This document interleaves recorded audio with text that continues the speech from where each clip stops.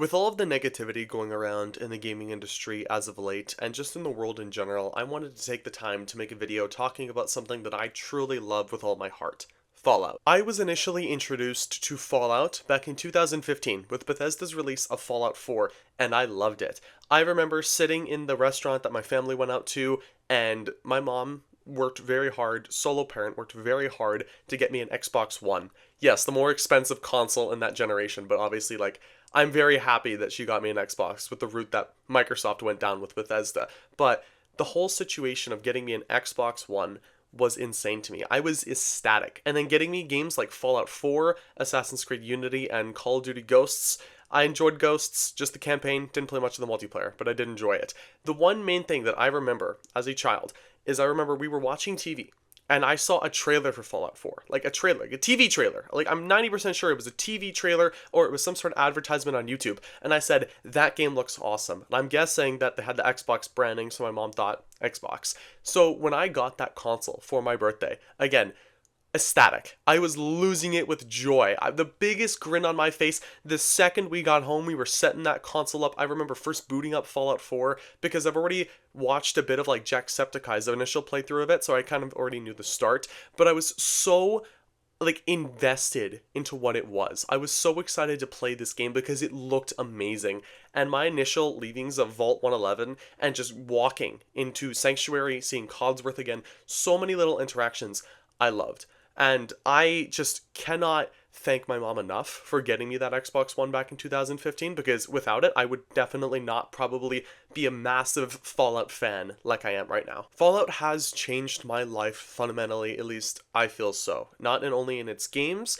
but in its TV show. In its online version, Fallout 76, I have poured thousands of hours into this franchise. I have met characters in these games that I love. Characters like Nick Valentine, characters like Dogmeat, factions that I love and hate, like the Institute, like the Brotherhood of Steel, which was my first ending in Fallout 4 when I originally played it back in 2015. Like, I still remember initially setting up Liberty Prime when right before you're about to go fight the Institute and you put in his core and then you go press the button to turn him on. I remember just being in awe at this awesome giant robot that's ready to tear through the Commonwealth, and watching him rip through supermoons, raiders, throwing mini nukes, lasering everybody. The one animation he has when he snaps the neck of a behemoth, that was awesome. And Fallout being made, at least Fallout 4, being made by 100 developers is nothing short of fantastic. And when I was around 10, 11, when I first played Fallout 4, it was technically my first open world RPG to introduce me into this genre. And it's because of Fallout 4 that I got into the Bethesda's previous games as well. Fallout 3 came with a little digital code on in the case for the Fallout 4 edition, and I was so excited to play that after playing this amazing game of Fallout 4. I adored it. I adored everything, the crafting, the base building, the companions. So Fallout 3 was probably going to be even better because it was classic Bethesda like I knew. And I did watch videos on the previous Fallout games and what was good, like a bunch of lore videos from say Oxhorn, a known Fallout creator. I adored the world that Fallout 3 was just because of its age as well and how it looked in the ruins of DC and the surrounding area, and I loved Fallout 3. Absolutely amazing game. My only issue with it was that broken steel was needed to continue the game, right? So don't get me wrong, that initial ending I played through pissed me off. But after playing through Broken Steel and all of the other expansions that I bought, I remember for really cheap on the Xbox store, I think every single one was like $2, $3. I was super excited about that. But after playing through it, loved it even more. And then a few years later, Bethesda decided to announce an online Fallout game. And at that point, I was already I had a lot of friends on the Xbox Live, situation there. I had a lot of friends, and I had a few of them who were big Fallout fans like myself. So we were obviously very excited for Fallout 4, but multiplayer, because we loved Fallout 4, right? The base building, the combat, everything. We adored it. So being able to do it with friends, just awesome. And then the initial release, and oh my god, I remember my friend, I think he played the beta. He pre-ordered the game so he could play the beta, and I wanted him to show me around, and he's like, oh, you got to get the game so you can experience it with me. I'm not going to spoil you on anything. So for what he did there, I regret, just a bit of annoying, because I still would have bought the game no matter if I knew the state or not, because I was excited for it. And again, I'm probably around 14, 15, maybe 16 at this point, so I'm still pretty young, right? So I'm super excited about this online Fallout game. I buy it. I adore it. I do. I adore it. I'm not gonna, again, I'm a child at this point, so I'm not super in-depth to, all of the Bethesda bad, like marketing they did, all the false marketing, all of the lies they told. All I saw was an online Fallout game that crashed every once in a while, and that was kind of annoying in terms of its mechanics. But I loved the exploration, I loved the map, I loved a lot of things about Fallout 76. I still do love a lot of things about Fallout 76. I'm like level 500 on my Xbox character, and in this gameplay you can see my character's over level 200. I've put thousands of hours into this Fallout game alone. And don't worry to you New Vegas fans, I did play Fallout New Vegas after 76 and I got to experience some peak writing. Because at that point I was already like very in tune with Fallout 4 gameplay 76 and 3. So like at that point it was kind of just like a reskinned version of Fallout 3. So I was already knowing what I was getting into with its gameplay perspectives. But I did like some of the changes it had, like with the speech stuff, with like some of the leveling, with like some of the ammo differences. Like never really got super big into that, but still some cool differences to make the games feel different. But with Fallout New Vegas, they opened up a whole new world of writing and narrative.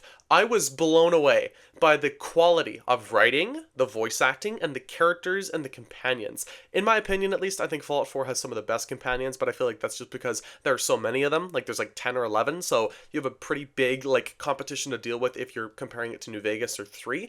But Fallout New Vegas has the best narrative out of the entire series, in my opinion. Its narrative is awesome.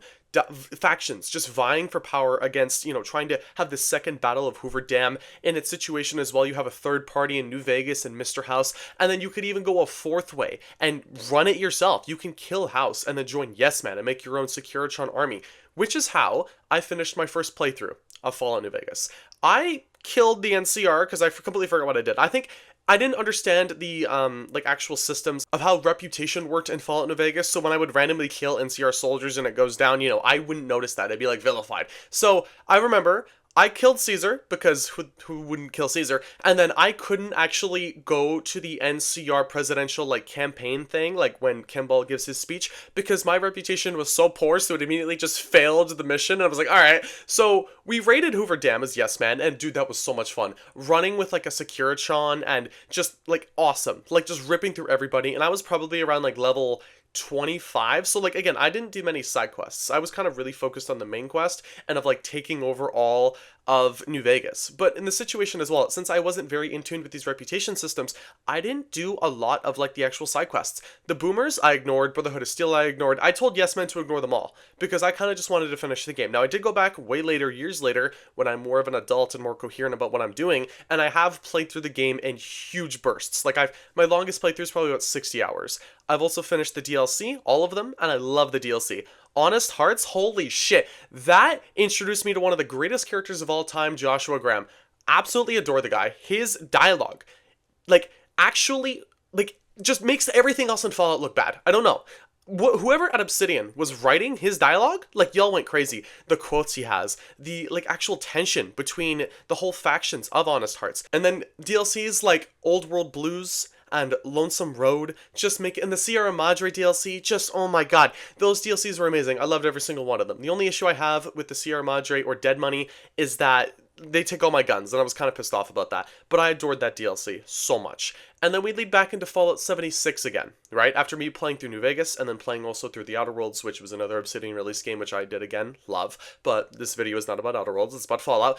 So Wastelanders comes out. I adore it, right? I'm oh my god, Bethesda has fundamentally fixed the narrative situation here. I'm loving the actual things that they have done with 76. They have new world boss, they have new events, they have a whole new quest line that's 15 hours long, so much stuff, and then 3 months later they had a battle pass, they had daily ops, they completely revamped the entire world of 76 so all the enemies scale to your level. Just 76 kept getting better for me. I feel like there was a 2-year span where I played at least 3-4 times a week. Now, around 2021, January, I kind of had a big hiatus from the game because I was kind of bored of what they were adding.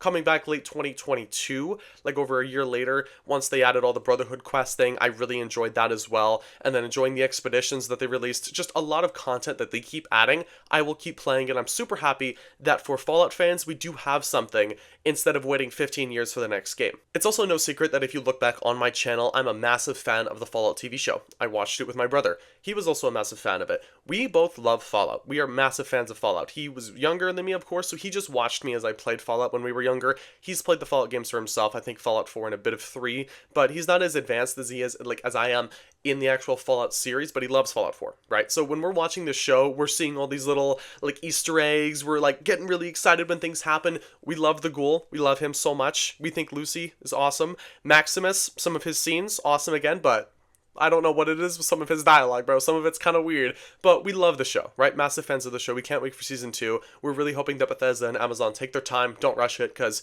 we will be literally depressed and I'll make 9 videos on it. But we love the Fallout TV show. It made us connect a bit better, right? I mean, like, sharing a actual interest in each other, because we don't have many interests, like, in games, at least. Like, he'll play games like Stardew Valley and all these smaller indier games, and I'll play more AAA, and he also plays on a Switch, and I'm on PC.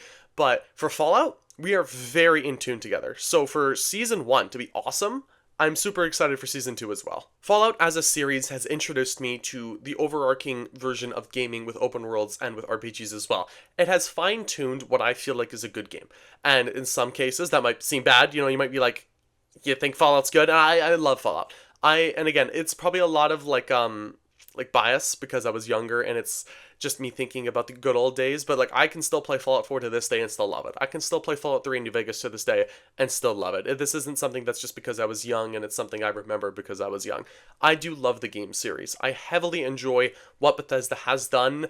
A little bit differences with 76. Honestly, I would have probably preferred in the end another mainline Fallout game, but for the amount of hours, and I've put my most hours into this series in 76, like probably almost 3,000 hours of time into 76, which is disgustingly gross, but it's a lot of time I've spent into this world. I think it's my second most played game right behind GTA Online.